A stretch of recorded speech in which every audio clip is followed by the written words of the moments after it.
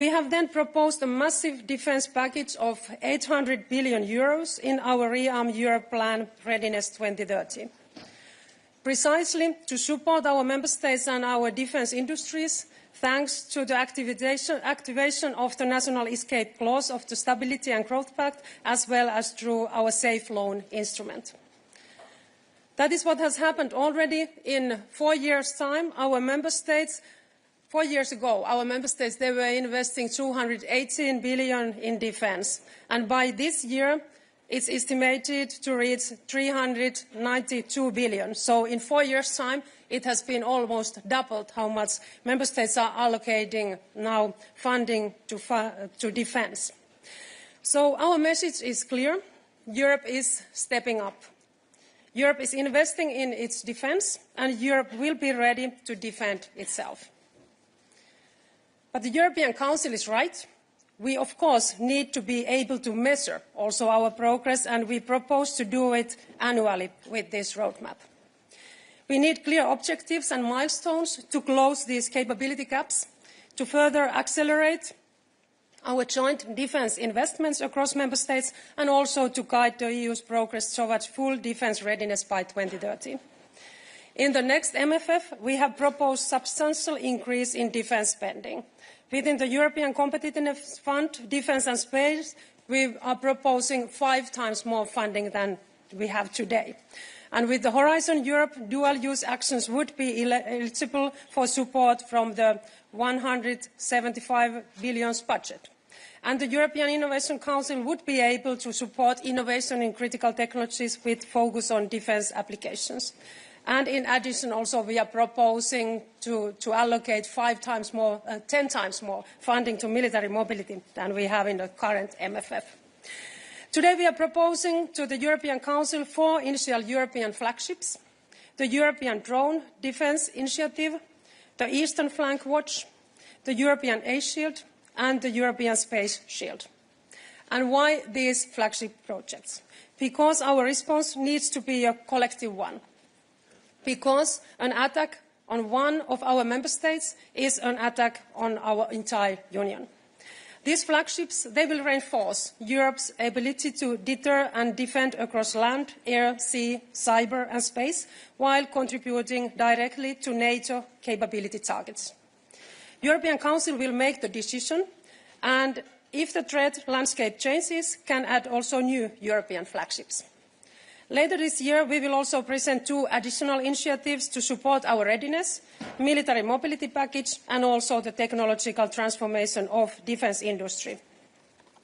Military mobility is a very crucial horizontal enabler to ensure European security and defence. The White Paper identified over 500 hotspot projects to military mobility that needs to be also addressed urgently. Our objective is that by the end of 2027, we will have an EU-wide military mobility area with harmonised rules and procedures and a network of land corridors, airports, seaports and support elements for troops and military equipment to move swiftly across the European Union. To ensure peace through deterrence, Europe's defence capabilities must be also ready for the battlefields of tomorrow. Those that develop their own technologies will be the strongest and least dependent. We want to make sure that the European defence industry is in the forefront of this work. But now I would like to give the floor for High Representative Kaja Kallas. Thank you, dear Henna. This roadmap for defence readiness is a plan to keep peace. Over the next few years, there must be a major build-up of European defence capabilities. Russia has no capacity to launch an attack on the European Union today, but it could prepare itself in the years to come. Danger will not disappear, even if the war in Ukraine will end. Member States identified 9 capability areas, like Henna already mentioned, in line with the NATO targets. The roadmap is a plan to fill these gaps with clear goals, timelines, and indicators for work. The European Defence Agency will be instrumental in helping in this. It connects member states, aggregates demand, provides advice and links member states to defence companies. Our aim is that by 2030 all the current shortfalls are filled. Member states are in the driving seat. It is the member states who decide what to procure or develop, when and from whom to procure. Only by working together we can address the most demanding capability shortfalls. And this is why we propose that member states work together in coalitions where the member states cannot work alone because anybody is not big enough. The work has already started. This week, the first meeting of the drones coalition took place with the Netherlands and Latvia in the lead. Drones are already redefining warfare. Having drone defences is no longer optional for anyone. Today we propose a new anti-drone system to be fully operational by the end of 2027. And this will be done, of course, in close cooperation with NATO. Every country is at risk. Every member state should be investing in counter-drone systems and capabilities to hit ground targets. That is why we consider that this is a flagship project. Eastern Europe bears the brunt of the threat, and this needs particular attention. Eastern Flank Watch will bring all the capabilities needed to defend this part of Europe together. Counter-drone systems, but also ground defence, air defences, maritime and border management. The goal is to have this ready by 2028. One hurdle that we must overcome is joint procurement, which is still far too low. So we are upping up the ambition by to 40% of the defence spending by 2027. Economies at scale can help our industries to ramp up production and also lower costs for our countries. The taxpayers will thank us for this. And finally, Ukraine is still Europe's first line of defence. That is why security guarantees for Ukraine are also part of the roadmap. The strongest security guarantee is a strong Ukrainian defence industry and a strong Ukrainian army. So here we also set milestones, including establishing a drone alliance with Ukraine by early next year. Ukraine's drone defences are world-class. We were just with Executive Vice President Virkkunen in Kiev this Monday, also visiting drone factories, and this is incredible what they are doing there. We have to use their experience from the battleground, but also their innovation to build on it together. There are also important elements on financing, creating an EU-wide market for defence equipment and industry. But I will, of course, let also Commissioner Kubilius to explain in more details before we take questions. So over to you. Thanks a lot, Kaja and Henna, and thanks a lot, of course, for all the cooperation which we have had during preparation of roadmap. Thanks a lot also to Commission President Ursula von der Leyen for her personal leadership, and of course for our teams and cabinet members. So really, it's great what all of us we managed to achieve. In my view, roadmap is what I would call a revolutionary strategic architectural plan of the major European Union building exercise to build European Defence Readiness 2030. It's like building European defence dome for peace. If you want peace, prepare for defence and deterrence. Commission President Ursula von der Leyen 2 days ago have said, it is, I quote, "It is imperative that when it comes to our own defence posture, we are coordinated, we are precise and we are fast." End of quote. That is, in my view, what roadmap is about, how to be coordinated, to be precise and to be fast. Definitely it demands mobilization of all the efforts and all the available finances at national and on EU level. The roadmap indicates, like Vice President Henna Virkkunen have said, roadmap indicates Europeans are going to invest till 2035 6.8 trillion euros. Into real defense, as usually, around 50%, which means 3.4 trillion euros. It is a real big bang in defense finances, mainly based on national defense spending, which will be more or less 100 times bigger than EU defense spending in next MFF. We want to achieve defense readiness before 2030. Why? Because of Putin's plans. And we need to deter aggression, prevent war, preserve peace, and that is what the roadmap is about. In order to achieve defense readiness 2030, we need to reach new NATO capability targets before 2030. From public information, we can guess that now we are at the level of only 50% of those targets. In order to achieve that goal, now we need to move from the opportunity stage into delivery stage. Until now, we were creating opportunities, financial, industrial policy, legal, simplification opportunities for member states to start to develop their capabilities.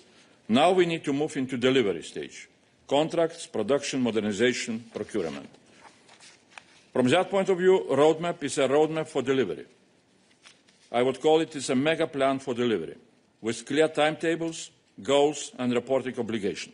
That is why we can call today a delivery day, or a D-Day for delivery. This plan and reporting on progress is how we are going to mobilize, first of all, ourselves, member states and EU institutions to deliver.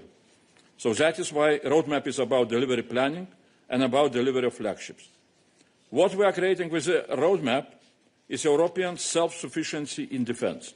Self-sufficiency in defense means independence, as Commission President says. Self-sufficiency means our own capacity to produce enough, our own capacity to modernize defense production, and our capacity to finance European production and growth of European defense industry. Flagships are an exercise to implement pan-European defense projects. Till now, only in space, we have good experience to implement big pan-European high-tech projects, like Galileo or Copernicus. In defense, there is no such an experience. That makes us weaker. So that is why we shall go through what I call learning by doing process. I am sure that this time we shall be much more successful than previously.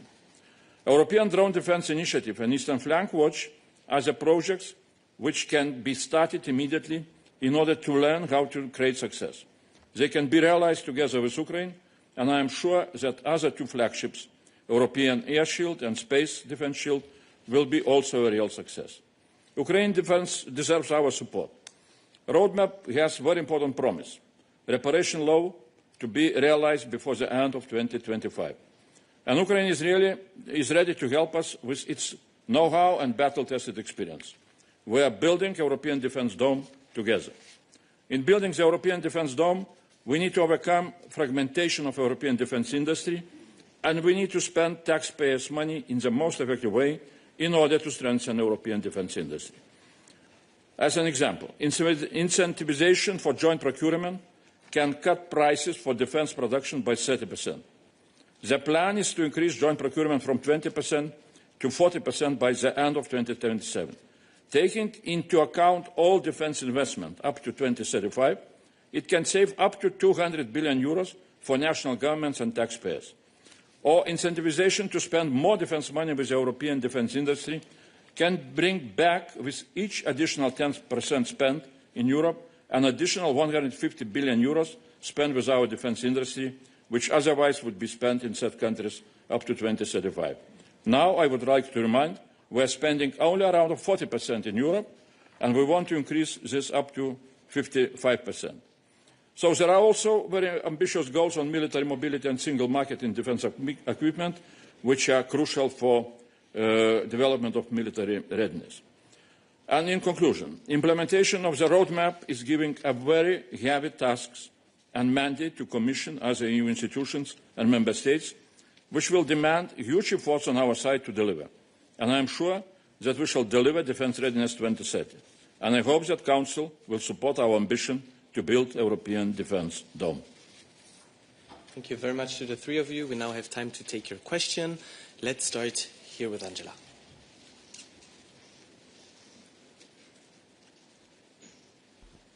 Angela Skujins from TVP World, Poland's public broadcaster. I'm really interested in the Eastern Flank Watch and the European Drone Defence Initiatives.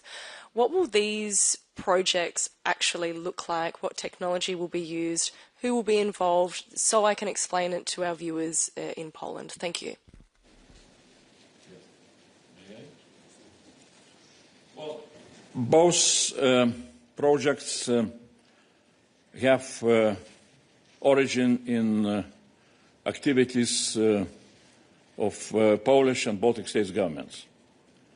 Before even all those provocations which now triggered all the interest in the projects. And both the governments from the region were appealing to us back in July of this year, describing very clearly the concept of Eastern Flank Watch. At that time it was called Eastern Border Defense Shield, perhaps, or something like that. And this project has two major components. One is what I would call ground wall, how to build all the counter-mobility measures on the ground, like anti-tank trenches, like so-called Dragon Ts. In some countries now there are discussions about recreating swamps and marshlands on the border in order really to create all the counter-mobility obstacles for enemy's tanks or heavy technique. From another side, the countries are also looking into possibilities to develop what we called at the beginning drone wall in order to be ready to defend themselves against any possibility of drone attacks or drone provocations. And also learning how to use drones in order to hit the targets on the ground. Now what we have seen from those provocations which recently had happened, that unfortunately, or that's a consequence of let's say, not taking into account how the war doctrines are changing in Ukraine. Till now, we had very limited abilities to detect drones, and also limited abilities to destroy drones with cost-effective measures. So what is needed to be done here, really we need to start to invest into, first of all, into detection capabilities, both in frontier region, but also in the countries which want to develop such capabilities in order to be ready to defend themselves against any kind of provocations. And then also we need to invest into capabilities to destroy drones in a cost-effective way, with anti-drone interceptors, with electronic warfare means, and also with classical Zenit artillery or machine guns and mobile groups. A lot of things we can learn from Ukraine. There are countries which are moving ahead. Recently I visited Latvia and I saw how successful they are starting to build the whole network of acoustic sensors in order to be able to detect drones. So there are experiences, there are different, different companies which are producing exactly equipment which is very much needed, and I see all the possibilities really successfully to develop this project, and during next year to have at least sufficient implementation of that project in the countries which want to be part of those two projects. Thank you. Andrew. Thank you. Andrew Gray from Reuters. Can I ask about the financial aspect here? There doesn't seem to be any price tag on any of these projects. So do you have any estimates of how much these are going to cost? And where is the money going to come from? I take the point about safe and national budgets. But if we compare to the COVID crisis, which some people sometimes do, including on this podium, when we look at the response to this crisis, is the message from the Commission that when there's a crisis in Southern Europe, there's free money not to be paid back, but when there's a crisis in Eastern Europe, it's loans and you'll have to pay it back? Well, I will not discuss about the messages, but I will tell you what is our vision and our plans.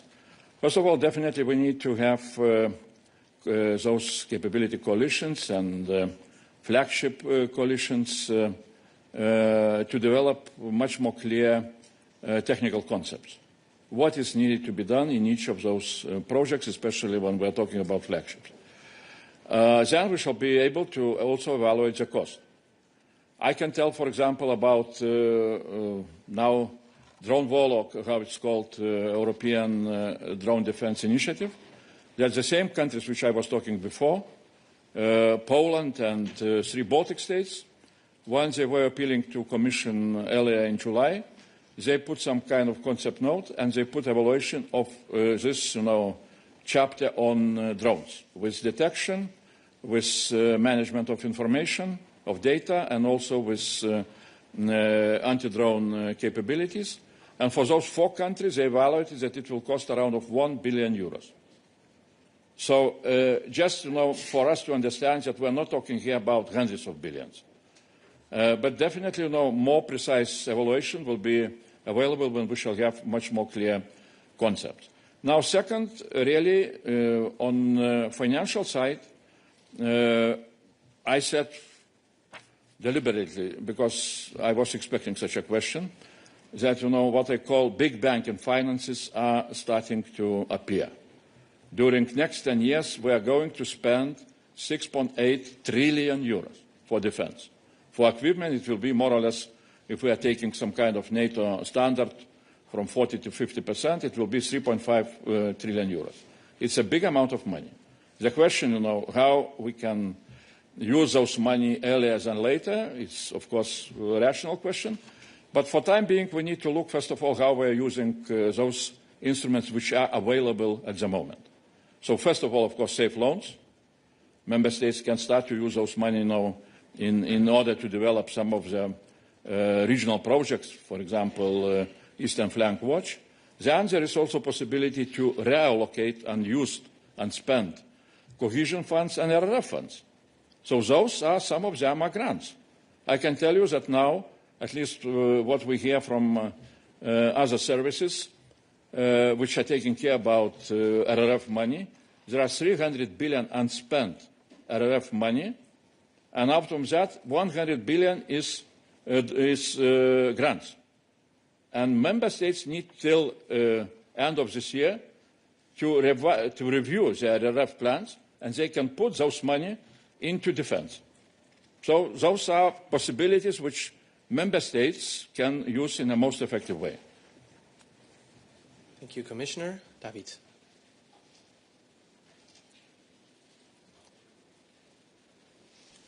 Thank you. David Carretta, Radio Radicale, Italian Radio.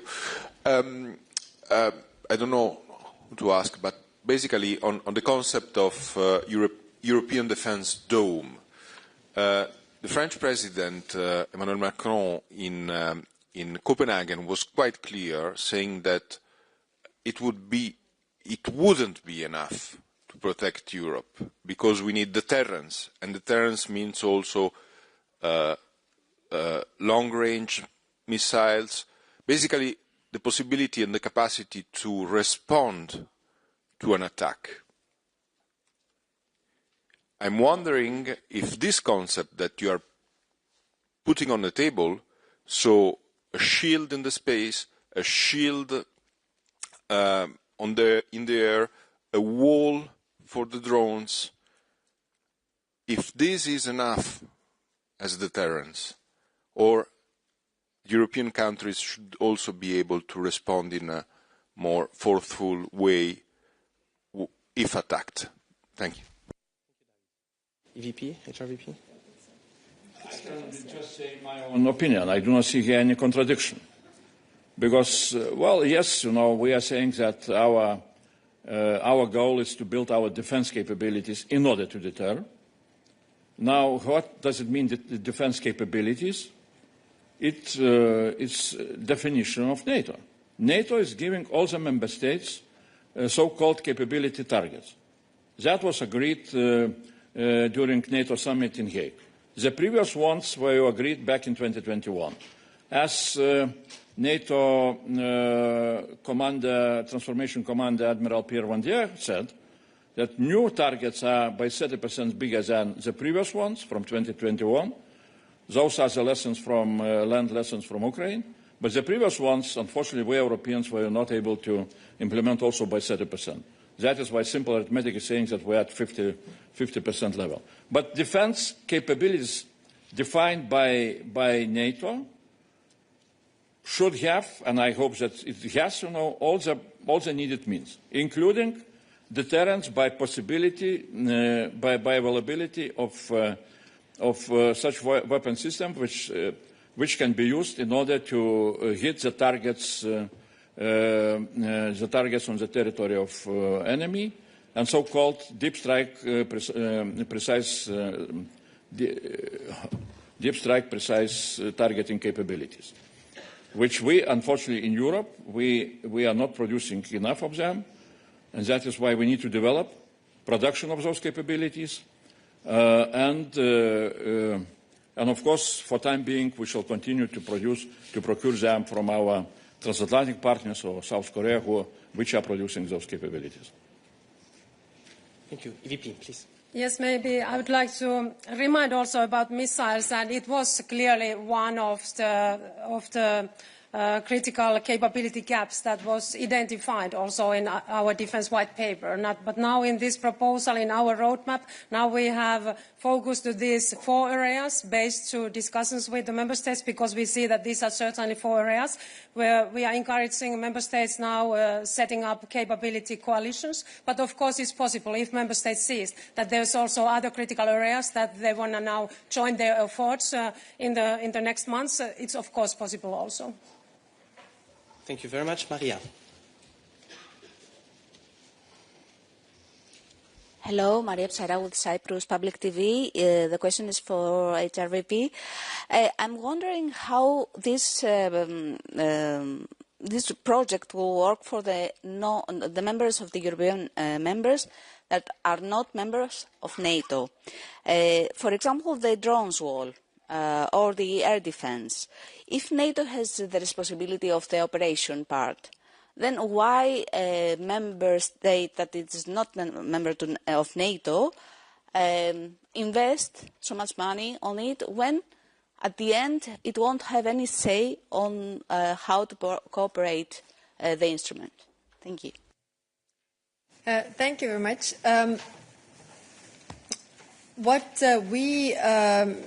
I mean, the feedback that we got when we were working out the roadmap from the member states was that first, the drone wall was about the eastern flank. But then member states who are not on the eastern flank said that, but the drones could come from the sea. I mean, the ships and everybody is in danger. So we actually need this drone defense for everybody, which is why we changed the concept also in this paper. Now, when I'm saying that we work in close coordination with NATO is meaning that we don't do anything double. We are working with them on the areas where they already have plans, and I think all those countries who are not members of NATO very much fit in here, because what also Commissioner Kubilius said, the drone defense has different elements. It has sensors, it has interceptor drones, it has different layers, and this is when we talk about the countries who are in NATO, that is very clear. It is part of their capability gaps, it's part of their military plans. But when we are talking about the countries who are not in NATO, then it is separate plans when it comes to really having the interceptors, having the sensors the same. So they're just not part of the military planning of NATO, but it doesn't mean that they don't need the defense regarding drones and the anti-drone systems. Thank you. Thank you very much, HRVP. Let's go to the back. Thank you. Augustin Palokaj from Jutarnij, Croatia. First question for Commissioner Kubilius.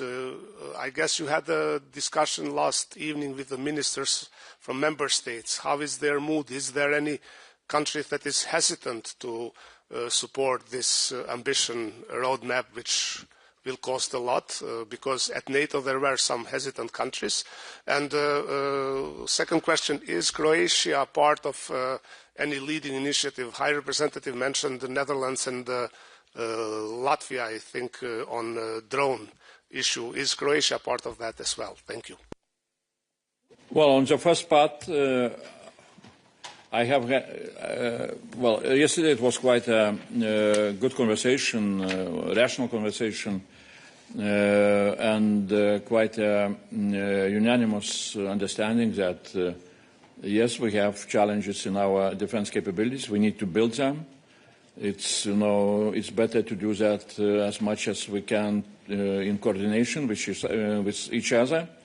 And the European Union here does not replace, or European Union institutions were not replacing NATO and member states, both in their decision-making power, but also in their responsibilities to develop what is needed to be ready to defend and to deter. So the tasks are, as I said, huge. Member states understand. And as an example, I can say that, for example, the same safe loans, which, 150 were subscribed, billion euros were subscribed by 19 member states, and geographical distribution was very horizontal. Yes, Poland asked for the biggest amount of money, but then, France, Italy, Hungary, Romania. Yesterday I was discussing exactly with Cyprus defense minister about their plans, where they will use safe loans. So that's, it shows very clearly that there is really very strong understanding that we need to build European defense readiness in each European member state, and that is what we are going to do. Yeah. On the lead nations, I don't have the papers here. It's a table of member states showing their interest, whether they want to be a lead in the 9 capability areas or participant states. But I mean, we can follow up on that. I don't remember it by heart. I know that participant states, definitely everybody is participating in the different coalitions and showing interest here. So I can come back on the very specific whether they are leading us or something, but I don't remember right now. Thank you. Thank you very much. Let's go to the front row. Yes.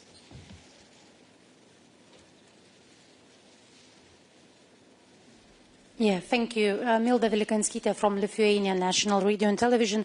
I have a bit follow-up questions of my colleagues. Is this roadmap will be mandatory? Because we know that some NATO countries are reluctant to spend 2% of their GDP, when others, especially in the East, tries to spend 5% and even more. So the Commission will monitor how all the countries goes with all this plan, this timetable, graphics, and etc. And what if they don't? Thank you. HRVP. Yes, it will be followed very carefully, and each year we shall present to the Council a special report on defense readiness progress and the problems which are starting to appear or disappear, let's say so. And that is an instrument for us, what I was saying, to mobilize ourselves. Not to have such a situation that we have nice plans, we declare nice goals, but then, again, nothing is happening. Or, it's somewhere lost in long discussions and so on and so on. So we had some kind of this experience earlier with different initiatives, different plans, how to coordinate our activities in defense. Not all of those initiatives were very successful. So we are learning lessons from our own experience, and we need to be ready to learn very quickly if something will not move. That is why, again and again, I can stress what I said. I see this process as learning by doing. Learning by doing. It means we are moving ahead, but if we shall see that something is not working, we need to look what are the reasons and what we need to change really to have the progress. Because the price not to have the progress can be very, very painful. To add to that, President of the Commission and I got the clear tasking from the European Council, the leaders level, after we presented the white paper on defence readiness, to have a clear roadmap how we get there. And that's why this roadmap is having clear objectives, clear deadlines, and clear monitoring as well. Of course, it is up to the Member States finally, because the Member States are in driving seat, but it clearly helps them to achieve these goals, to also do things together. And if we have the monitoring, then it's also showing who does what and where we have still, gaps, what to fill. So it is to help to fill the task also for NATO. Jarno, please. Thank you. Jarno Hartikainen, Helsingin Sanomat. Question to EVP Virkkunen, if I may. I'd like to come back to the aspect of solidarity that Andrew earlier picked on already. As you know, many member states on the eastern flank are calling for solidarity in the financing of these initiatives. And now what we hear from the podium is they can use SAFE, they can reallocate some of the RRF money. By the way, that money has been mostly allocated to the southern member states. So once again to the Vice President, what is the element of solidarity in the package that you are presenting today? Yes, we clearly, of course, see that we must invest much more to defence than we have done in the European level. And when we look now the member states, they are investing and using to defence almost 400 billion in this year. And of course, if we are comparing it to European Union's annual budget, we see that it's the whole our annual budget what they are using to their military. So of course. It's important also that we can support via EU budget, but the current MFF, it's not prepared for that so well, as we know. And that is the reason also why Commission, when we proposed the next MFF, we were proposing to use 5 times more funding for military and defence, and also 10 times more to military mobility, for example, because we see that this is a clear priority for the next years in the European Union to make sure also that we can support with our budget those member states who need to invest more to security and defence.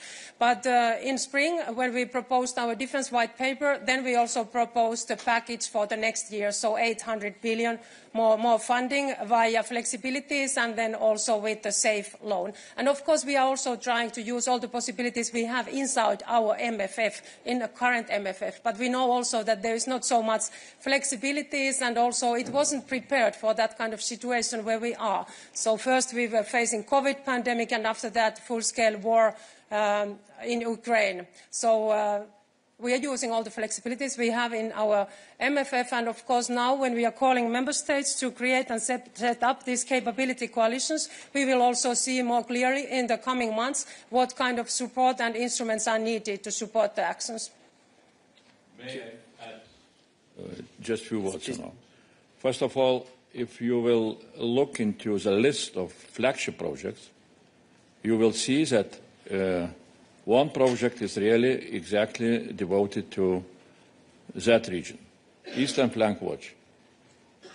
And we hear from southern countries complaints, where is Mediterranean region?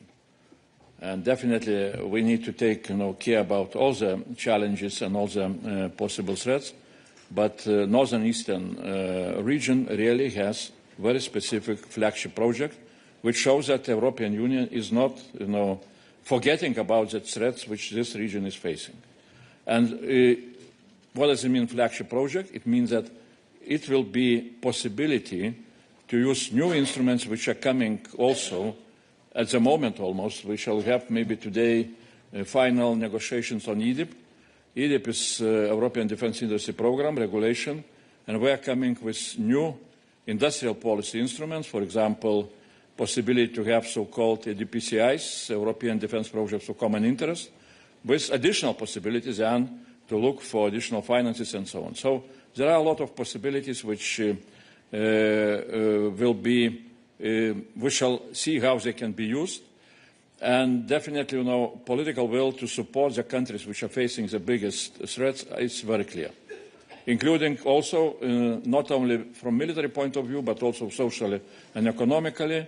Vice President Fico is preparing special pact on Eastern frontier countries, economical and social issues. I don't remember exactly the title, but that is again very clear evidence that Commission is taking care about those countries, those regions which are facing bigger threats. Vitaly to close. Thank you, Vitaly Sizov, Freedom. As I understood from all documents that I got, Ukraine now will have possibility to join of coalition of capabilities, if I'm correct. How you see this membership of Ukraine? Is just consultation, or Ukraine could be like equal member or some member with restriction right? How you see it? Thank you. And which coalition could join Ukraine? On this one. As I said, we have so much to learn from Ukraine, and it really works as a win-win. We have the defense.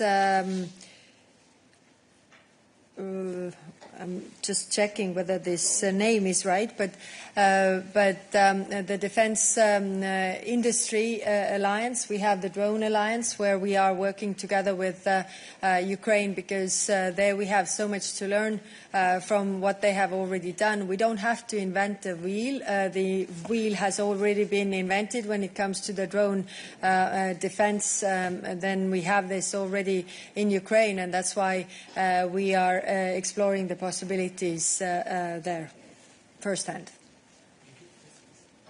Yeah, we see it already now and also in the future that Ukraine is and will be the really defense industrial powerhouse of the European Union. They have been very innovative and very effective in their actions. And like HRVP said, that we have so much to learn from Ukraine, and especially, of course, I'm looking at this European drone defense initiative, where we see, of course, that Ukraine's participation would be very crucial. Like Kaja said, we have also proposed this drone alliance to Ukraine to really also cooperate in this area, because we know that they have been very effective here and very innovative, and this is exactly an area where we have to build our own capacities in the European Union, drone and anti-drone systems. So this is, for example, one very important concrete project, but they are welcome, of course, to come to all our capability coalitions. This closes this press conference. Thank you very much, EVP, HRVP, and Commissioner, and have a good afternoon.